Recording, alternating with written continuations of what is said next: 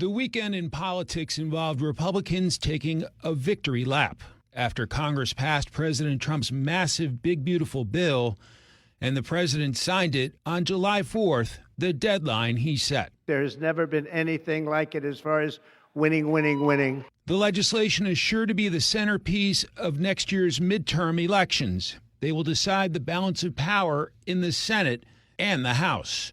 New York Democrat Congressman Hakeem Jeffries is hoping his side can run against the legislation so he can be the next House Speaker. Jeffries appeared on MSNBC with Al Sharpton.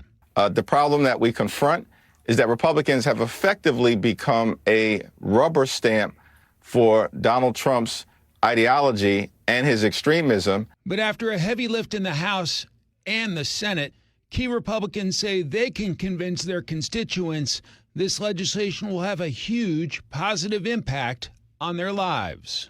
Well, I was happy to be on hand at the White House on 4th of July to witness this historic event where we made the largest investment in border security. We gave working Americans, middle-class families, and senior citizens the largest tax cut as well. And we're rooting out the waste-front abuse in the Medicaid program to make sure that our most vulnerable, the seniors, the disabled, pregnant women, children, are taken care of. New York Republican Congresswoman Nicole Malliotakis.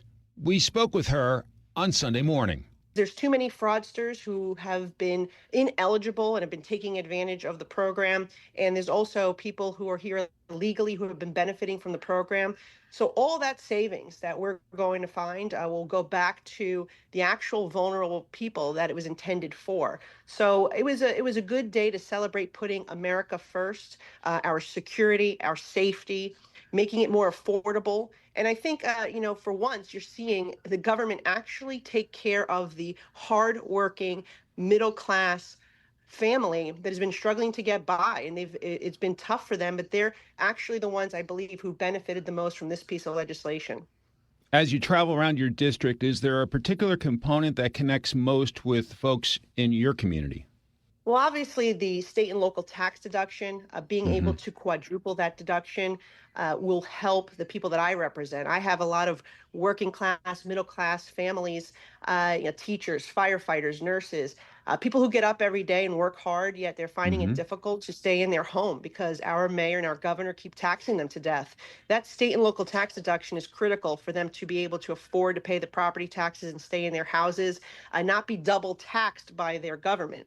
Also, the senior component. I worked very hard. It was actually my legislation that made it to that final bill, which we're giving a deduction that will erase the tax liability for the income of Social Security that our seniors receive. They should be able to keep more of that money, not give it to the government. And right now, 88% of our seniors, 51 million seniors across the country, will no longer have a tax liability when it comes to Social Security. So that was a huge win. But also the small businesses, they're excited to see that the Trump tax cuts that were so good and allowed them to invest and expand and hire more people, lifted Americans out of poverty, actually created millions of jobs and brought unemployment for Americans to record lows. All of that has been now expanded, some of it made permanent, and that is good news for our economy. It's good news for American prosperity, for ingenuity, for repatriating manufacturing, bringing our supply chain here. It's going to be, I think, very good. And as President says, our country's economy will skyrocket. It's going to be very good for this country, and you'll see those benefits, I think, very soon.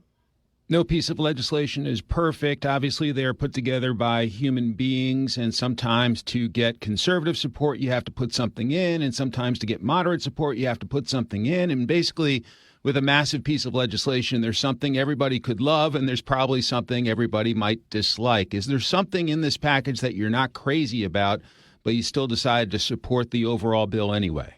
Well, I think overall, again, if you think a bill is more good than bad, you should vote for it. I've always said that. But I think the things that, I would have liked the SALT deduction to be maybe a little different. Certainly some components of Medicaid, we did it better in the House, and the Senate went in and changed it. But we have to recognize that we're not only bicameral, but you have how many different opinions have been working on this. And so I'm Sure. glad that we were able to come together at the end and pass this bill. And I do believe overall it is a good bill. And the Democrats, sadly, have been lying. They've been saying things that are just simply untrue. I mean, Hakeem Jeffries in his floor speech listed a bunch of individuals who are on Medicaid. And guess what? They're going to be keeping their Medicaid. He listed people who are elderly and disabled, children with autism.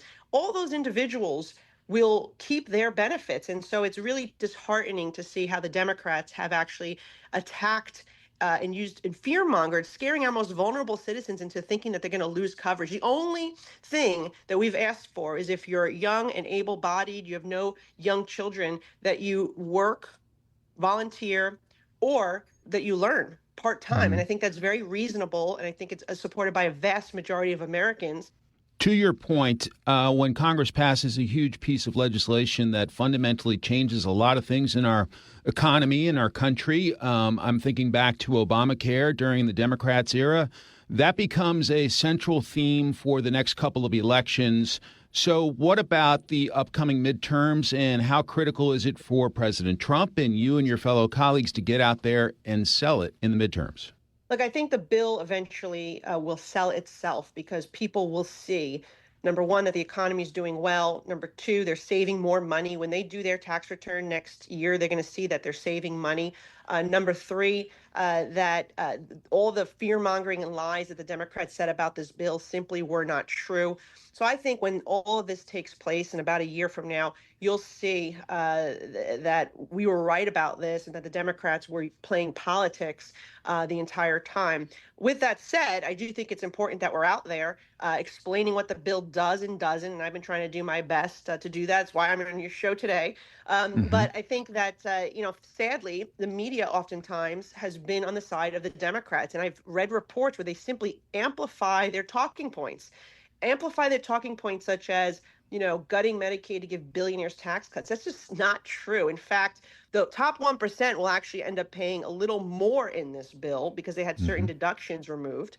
And what I would also say is that this bill is so focused on the working people, the waiters, the construction worker, the people who really get up and do the grind every single day to support their family and have been struggling to get by. They're the ones who this was really focused and targeted. Our seniors who have been slammed with taxes on their Social Security.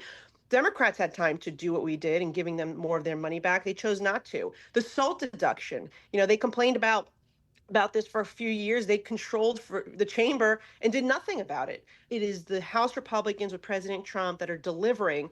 And we're also the ones delivering, by the way, on securing our border. New York City, we had a terrible migrant crisis, 16,000 crimes committed by people in the country illegally who were being housed in shelters at our expense. President Trump came in, secured the border, started deporting the criminals, gang members, drug traffickers, and guess what? We don't hear those crazy stories in New York City anymore. It was a regular occurrence where we would read about these migrant gangs.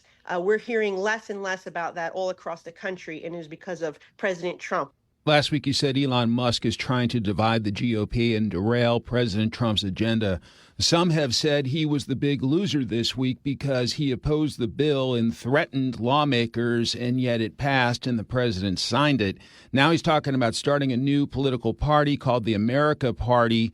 Does Elon Musk have any influence or ground to stand on? Look, obviously, anybody who has the platform that he has and the resources that he has influence if it's just speaking out to the public. The thing is that House Republicans had a job to do. We had a job when we were looking at the working class, the middle class. We weren't looking out for the billionaires, as I said before.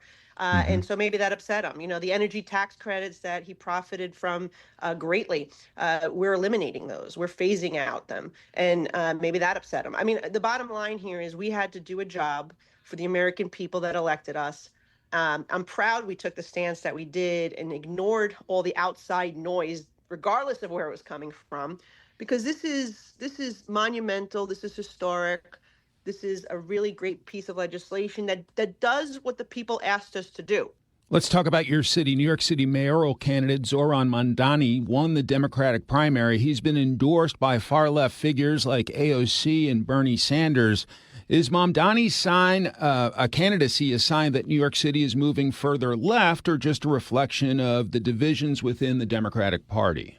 Well, I think in some ways, people, he was new and unknown. And I think the people that were in the race running against him were more well known, and people didn't like them as a result of knowing them. I think now, once they're learning a little more about Mamdani, they're proceeding with caution. I mean, this is somebody who is a really radical, to the left, anti-capitalist, wants to seize, literally said these words, that he wants to seize the means of production. That is straight out of Karl Marx's communist playbook. And as a daughter of a Cuban refugee, that is really scary that he would say that. He wants to take over our supermarkets. I imagine he wants to ration food as well. I mean, it's just completely outrageous how far left this guy is. But he also wants to defund the police. He's been very open about it. Most Democrats these days are now hiding that. They're just driving the police out of the city and not replacing them, which is essentially the same thing. But in this case, he's open about defunding the police, not allowing ICE in New York City to deport criminals. So he will make our city less affordable, more dangerous. And people, he ran on a platform of affordability, but all the things that he wants to do would actually drive up the cost, take more tax money from people. And so it really doesn't make sense. And if you want to see how this experiment worked out, just look at Venezuela. That's what they did to the whole country. What he's saying he wants to do here in the United States and here in New York City. Finally, the devastating story of the weekend. Heartbreaking flooding in central Texas, including involving a Christian girls' camp in Kerrville, Texas. Your reaction to what we've been witnessing, and I take it that Congress will provide whatever federal resources to help the people there. Yes, we need to act swiftly to help. It is so tragic and sad, particularly when you see children among those who have lost their lives. Any loss of life is tragic, but when you see these young children who were at a day camp, I have some colleagues actually who had relatives there. One of them sadly lost a loved one. And it's really tragic to hear about what is happening. We need to work diligently and swiftly to make sure that they have any resources. I know that President Trump's already speaking with the governor there and local officials, and certainly Congress will support him in that endeavor to make sure that they get what they need to come out of this. Congresswoman Nicole Malliotakis of the great state of New York, thank you so much for your time. Have a wonderful week. Thank you. You too.